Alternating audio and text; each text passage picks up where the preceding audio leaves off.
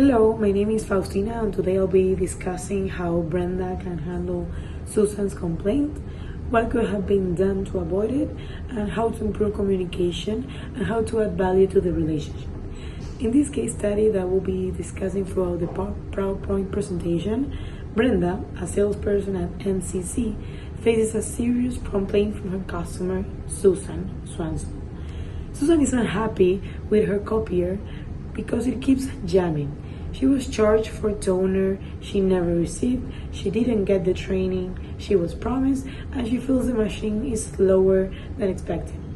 Brenda now must work quickly to resolve these issues, rebuild trust, and try to retain Susan as a customer. Now, in terms of handling the complaint, how Brenda should handle the complaint. For starters, she should respond to Susan quickly and calmly. She should call Susan to apologize sincerely for the inconvenience and frustration caused. Then, Brenda should listen carefully without interrupting and acknowledging each of Susan's concerns. In terms of the paper jams, Brenda should offer to visit Susan's office to inspect the machine and ensure the correct paper is being used. For the missing toner, Brenda must immediately ship the toner or personally deliver it if possible. And regarding the training, Brenda should schedule a training session at Susan's earliest convenience and offer extra support materials. About the machine speed, Brenda can explain the specifications again and offer advice for optimal use. Because overall the main goal is to make Susan feel heard, valued, and confident that her issues will be resolved. Moving on to our next slide, we are dealing about avoiding the incident. What Brenda could have done to avoid the incident. I believe she could have prevented this situation by being more proactive and consistent in her follow-up. It's different for a customer when someone is checking on you rather than having to fill in a complaint. So Brenda should have scheduled the promised training right after the sale, verify that the toner shipment was completed, and confirm receipt with Susan. You should have conducted at least a 30-day follow-up call to check on the copier's performance, and she should have managed Susan's expectations regarding the machine speed during the initial sale. Communication, engagement, commitment, and follow-up is crucial when building trust with a client. Setting realistic expectations will have built trust and prevented dissatisfaction. Moving on to the next slide, continue focusing on communication, two-way communication.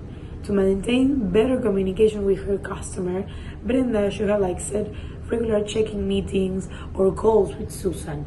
For example, maybe monthly, at least once a month, to build trust, to checking on her, to make her feel seen and taken care of.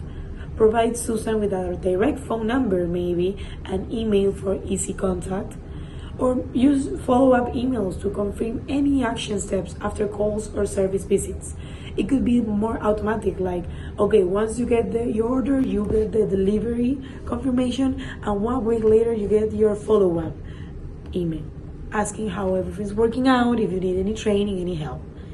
Also, it will be helpful to send occasional surveys, maybe a month later, to collect feedback and address any concerns early. And if people, once you complete the survey, you can get a 10% discount on your next purchase, something that will make people really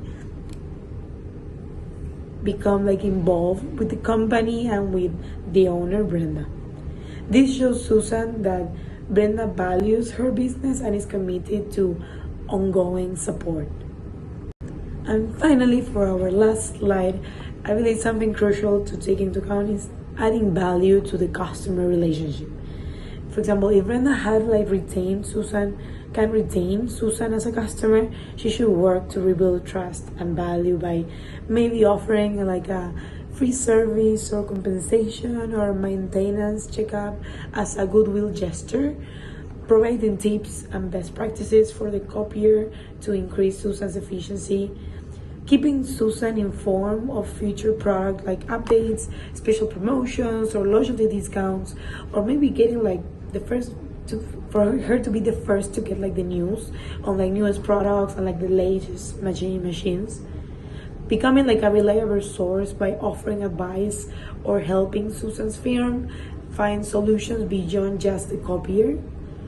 Overall, in the long run, Brenda can position herself as a trusted advisor, not just a salesperson. And we have to remember that word of mouth is like the biggest type of marketing there is. So for Susan to have like a better experience and recommend our business, like Brenda's business, to other people, to her trusted like clients or teammates or co-workers, it will like expand Brenda's customer base. Thank you for watching my presentation. In conclusion, handling customer complaints properly is critical for building loyalty. Proactive communication, immediate problem solving, and adding ongoing value are the keys to the long-term success. Thank you.